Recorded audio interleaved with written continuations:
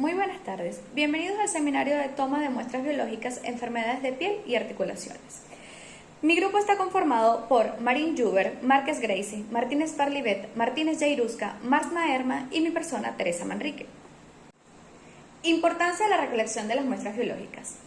Es de suma importancia los resultados proporcionados por el Servicio de Microbiología, ya que estos tienen que ser precisos, significativos y clínicamente relevantes. La interpretación de los resultados microbiológicos va a depender de la gestión de la muestra. Elegir un material biológico en caso tal el que mejor represente el proceso infeccioso para así conocer el agente etiológico. Y esta muestra no debe estar cerca o en contacto con desinfectantes o antisépticos. Una de las consecuencias que puede ocasionar un falso resultado o una mala interpretación de los resultados sería una mala conservación, un mal traslado, y esto puede ocasionar que el tratamiento sea innecesario o inadecuado. Los materiales que se utilizan para la recolección de la muestra en heridas superficiales y accesos abiertos. Tenemos como materiales necesarios suero fisiológico, jeringas con agujas estériles, recipientes estériles con tapa rosca y hisopos con medio de transporte tipo Stuart-Ames. La técnica es lavar con suero fisiológico estéril cuidadosamente la superficie de la herida y retirar la flora colonizante. Recoger el pus mediante la jeringa y la aguja aspirando profundamente esa zona. Cuando la muestra sea suficiente, instalar con suero o solución Ringer lactato y aspirarlo nuevamente con la jeringa. Cuando los procesos anteriores no sean tan factibles, se podrá efectuar un frotis de los bordes de la herida con un hisopo. El número de muestra o volumen de este tipo de heridas y accesos abiertos oscila de 1 a 10 milímetros. El transporte y la conservación se debe conocer primero que el envío de la muestra al laboratorio tiene que ser inmediato. Luego se van a utilizar para el envío los tubos estériles con tapa rosca que ya habíamos mencionado. Y se va a utilizar la jeringa como recipiente de transportes. En las observaciones tenemos que las muestras recibidas con hisopos son de escasa rentabilidad. Muy bien, seguimos con los accesos cerrados. Primero se debe conocer que este es un procedimiento médico. Los materiales necesarios para este procedimiento son gasas estériles, alcohol etiolítico o isopropílico al 70%. Yodo povidona al 10%, jeringa estéril, aguja IM y medio de transporte para anaerobios. La técnica a realizar es que primero se tiene que realizar antisexia en la zona a puncionar con el alcohol isopropílico al 70%. Luego repetir el paso, pero con el yodo. Aquí hay que tener cuidado porque si el paciente tiene hipersensibilidad al yodo, se debe de repetir con el alcohol. Esto se debe de dejar actuar aproximadamente 1 minuto para que el antiséptico ejerza su función. Luego se va a realizar una punción y aspiración del acceso con la jeringa y la aguja. La muestra más útil es la obtenida contra la pared del acceso y puncionando en el lado superior para evitar la fistulación espontánea.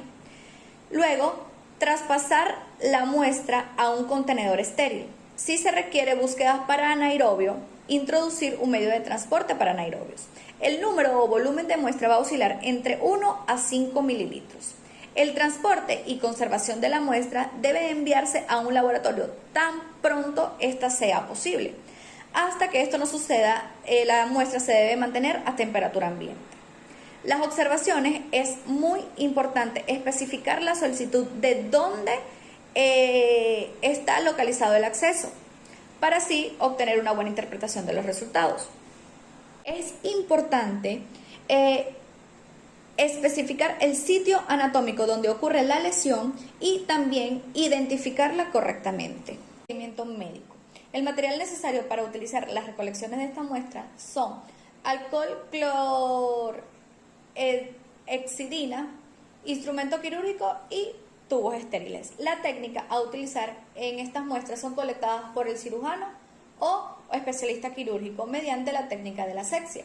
El número de muestras o volumen que se va a recolectar va de 3 a 4 milímetros. En cuanto a la parte quirúrgica, ¿verdad? La muestra, como habíamos mencionado anteriormente, se realiza mediante la técnica de asepsia. Se realizará por una punción y se colocará la muestra en un recipiente estéril con taparrosca. Si se sospecha de presencia de anaerobios, se debe de comunicar con el laboratorio para solicitar el medio de transporte. Y si la muestra obtenida es con hisopo, realizar primero la limpieza en la zona y luego embeber el pus del mismo. Cuando hablamos de las quemaduras, el tipo de muestra es controvertido, pero los mejores resultados se han logrado con un punch de tejido de 3 a 4 milímetros para realizar los cultivos cuantitativos. Estos se transportan en tubo con tapa rosca estériles. Pueden hacerse tomas de exudados con hisopo, pero haciendo la salvedad de que solo cuando se van a cultivar la búsqueda de anaerobios y no se hará cuantificación. Además, los resultados obtenidos no pueden ser representativos para la infección. Técnica de asepsia y antisepsia de acuerdo al sitio anatómico. Lo primero que se tiene que hacer es emplear las almohadillas, quitar los residuos, lavar en caso de costras, en caso de celulitis. Debe pincharse previamente limpiando el área, primero con alcohol o solución jabonosa y luego fisiológica para remover el pus o la secreción externa. La muestra debe ser introducida en un culturete y trasladada al laboratorio para su cultivo. Se recomienda tomar muestra de tejido viable infectado y no de restos superficiales. Ok, las condiciones generales que debe tener el paciente para la recolección en heridas cerradas: primero, la higiene de manos. Luego, revisar la orden médica, donde aquí se tiene que tomar en cuenta el nombre del paciente, número de identificación del paciente, tipo de muestra y localización anatómica de la lesión, estudio microbiológico solicitado, nombre del médico que ordena el procedimiento. Luego de observar estos datos, se debe de explicar al paciente o acompañante el procedimiento a realizar la asepsia y la antisepsia, retirar los guantes no estériles y realizar el lavado de manos, seleccionar un área en el cual la piel se encuentre intacta y realizar la punción, inocular el contenido de la jeringa en los medios de transporte requeridos, rotular las muestras con el nombre y número de identificación del paciente. Esto es muy importante y luego enviar al laboratorio de microbiología. Pasamos a las heridas abiertas. Aquí también se debe realizar la higiene de manos y vestir con elementos de protección personal y guantes no estériles. Realizar la asepsia y antisepsia. Con una solución salina, realizar el desbridamiento de la superficie de la herida. Con un hisopo, muestrear un área de 1 centímetro cúbico del tejido celular subcutáneo. En heridas muy secas, impregnar el hisopo con solución salina estéril y así recolectar la muestra. Con el primer hisopo se va a inocular en el medio de transporte y con el segundo hisopo se va a realizar un extendido a la lámina de vidrio para la coloración de grano. Rotular la muestra con el nombre y número de identificación del paciente y enviar al laboratorio de microbiología. Muestras obtenidas a través de biopsias y curetajes. Como habíamos hablado y mencionado anteriormente, lo primero que se debe de tomar en cuenta antes de realizar una toma de muestra es la higiene de manos. Revisar la orden médica para la toma de muestra, como también habíamos mencionado anteriormente, con los datos del paciente, el número de identificación y la orden médica como tal. O sea, qué procedimiento se va a realizar. Luego, explicarle al paciente o acompañante el procedimiento que se va a realizar la asepsia y antisepsia, realizar la higiene de manos y vestir con elementos de protección al personal y guantes estériles, colocar el campo quirúrgico estéril, seleccionando el mejor lugar para la toma de la muestra, colocar de 2 a 3 mililitros de lidocaína, realizar 2 incisiones perpendiculares de la lesión, de 1,5 a 2 centímetros de longitud. Luego, colocar la biopsia en una gasa, o sea, luego que extraemos lo que se va a estudiar, se coloca en una gasa estéril impregnada de una solución salina y se va a depositar en un frasco estéril de boca ancha. Realizar 1 o 2 puntos de sutura y se requiere el estudio histopatológico. Ok, entonces, ¿quién recolecta esta muestra? Este tipo de muestra, como lo habíamos mencionado anteriormente, lo recolectan los médicos. Es importante que tengamos en cuenta la calidad de la muestra y la cantidad de la muestra donde provenga el proceso infeccioso. Ahora vamos a hablar sobre algunos agentes causales de infección según el tipo de muestra anatómica. Entonces, tenemos como primer punto la queratolisis plantar succultum. Aquí el agente causal va a ser Micrococcus sedentarius y en algunas ocasiones los dermatofilos. Tenemos eritrasma, que está originada por el Corynebacterium minutissimum.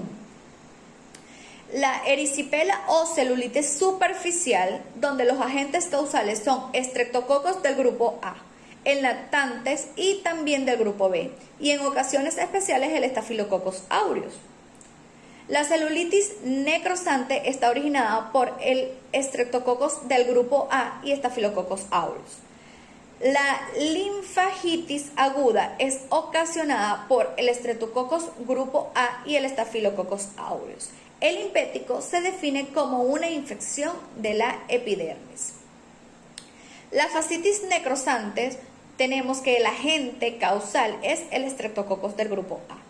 La gangrenosa gaseosa es ocasionada por el Clostridium perfringens, en ocasiones con déficit de oxígeno, y produce toxinas que causan muerte tisular. Luego hablamos de la foliculitis. La foliculitis, los agentes causales son Staphylococcus aureus, Candida albicans, Pseudomonas aeruginosa y Malassezia furfur. En el anthrax, el agente causal es el Staphylococcus aureus, aunque con frecuencia se asocia con otros gérmenes gram negativos. En la paronychia, los agentes causales son Staphylococcus aureus, Staphylococcus del grupo A y Pseudomonas aeruginosa. Ahora, agentes causales más frecuentes de infecciones bacterianas en articulaciones. Tenemos una artritis infecciosa aguda, que esta se va a subdividir en recién nacidos, lactantes y niños pequeños y niños mayores adultos. En la artritis infecciosa aguda en recién nacido, el agente causal va a ser el Streptococcus del grupo B y Escherichia coli. Lactantes y niños pequeños tenemos el Staphylococcus aureus, Streptococcus, Bacillus gram negativos y Kingeia kingae. Niños mayores y adultos vamos a obtener el agente causal de esta enfermedad, va a ser el Staphylococcus aureus y Streptococcus y Gonococcus. En artritis gonocóxica, Neisseria gonorrhoeae, artritis meningocóxica, Neisseria meningitidis, artritis tuberculosa, vamos a tener el Mycobacterium tuberculosis, y la enfermedad del Lyme va a ser Borrelia burgdorferi. Bueno, muchas gracias por su atención, espero que les haya servido la información y agradecidos. Feliz tarde.